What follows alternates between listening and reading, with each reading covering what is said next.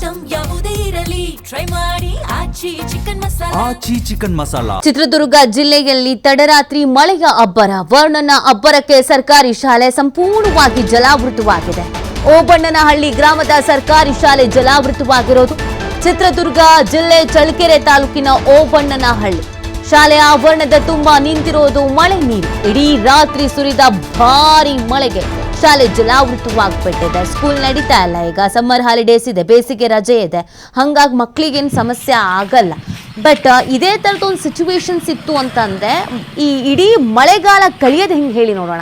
ಇನ್ನು ಮಳೆಗಾಲ ಪ್ರಾರಂಭ ಆಗೇ ಇಲ್ಲ, ಆಗಲೇ ಸುರಿದ ಅಕಾಲಿಕ ಒಂದು ಮಳೆಗೆ ಈ ಥರದೊಂದು ಸಿಚುವೇಶನ್ಸ್ ಇದೆ ಅಂತ ಅಂದಾಗ ಸಂಪೂರ್ಣವಾದಂಥ ಮಳೆಗಾಲವನ್ನು ಆ ಸ್ಕೂಲ್ಗೆ ಹೋಗುವ ಮಕ್ಕಳು ಕಳೆಯೋದು ಹೆಂಗೆ? ದಯವಿಟ್ಟು ಇದ್ರ ಬಗ್ಗೆ ಗಮನ ಹರಿಸ್ಬೇಕಾಗತ್ತೆ ಸಂಬಂಧಪಟ್ಟಂಥ ಅಧಿಕಾರಿಗಳು. ಯಾಕೆ ಅಂತ ಹೇಳಿದರೆ ಮಕ್ಕಳಿಗೆ ಸಮಸ್ಯೆ ಆಗಬಾರ್ದು. ನಮ್ಮಲ್ಲಿ ಸರ್ಕಾರಿ ಶಾಲೆ ಅಂತಂದರೆ ಈ ಮೂಗು ಮುರಿಯೋರೇ ಜಾಸ್ತಿ. ಅಂಥದ್ರಲ್ಲಿ ಇರೋ ಸರ್ಕಾರಿ ಶಾಲೆಗಳಿಗೆ ಪಾಪ ಹೋಗೋದು ಯಾರು? ಸಾಮಾನ್ಯ ಬಡ ವರ್ಗದ ಮಕ್ಕಳುಗಳು. ಅಂಥ ಮಕ್ಕಳಿಗೆ ಓದೋದಕ್ಕೆಲ್ಲ ಕಷ್ಟ ಆಯಿತು ಅಂತಂದರೆ ತೀರಾ ಸಮಸ್ಯೆ ಆಗ್ಬಿಡುತ್ತೆ. ದಯವಿಟ್ಟು ವ್ಯವಸ್ಥೆನ ಮಾಡಿ. ಯಾವ ಥರ ನೀರು ನಿಂತಿದೆ ಅಂತ ನೋಡ್ತಾ ಇರ್ಬೋದು ನೀವು. ನಾರ್ಮಲ್ ಆಗಿ ವಿಜುವಲ್ಸ್ ಏನಾದ್ರು ನೋಡಿಬಿಟ್ಟಿದ್ರೆ ಯಾವುದೋ ಕೆರೆನೋ ಅಥವಾ ಹೊಳೆನೋ ಅಂತ ಅಂದ್ಕೊಳ್ತಾ ಇದ್ರಿ. ಬಟ್ ಇದು ಶಾಲಾ ಮೈದಾನ. ಈ ಥರದೊಂದು ಪರಿಸ್ಥಿತಿ ನಮ್ಮಲ್ಲಿ ಇದೆ.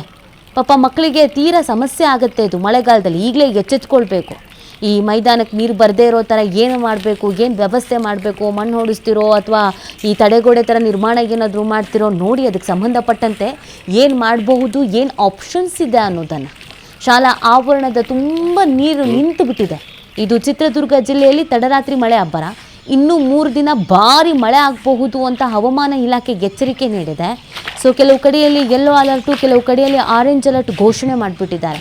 ಇನ್ನು 3 ದಿನ ಕಂಟಿನ್ಯೂಸ್ ಆಗಿ ಮಳೆ ಬಂತು ಅಂದರೆ ಮತ್ತೆ ಕಥೆ ಏನು? ಸೊ ಹಾಗಾಗಿ ಸ್ವಲ್ಪ ಗಮನ ಹರಿಸೋದು ಸೂಕ್ತ ಇದಕ್ಕೆ ಸಂಬಂಧಪಟ್ಟಂತೆ.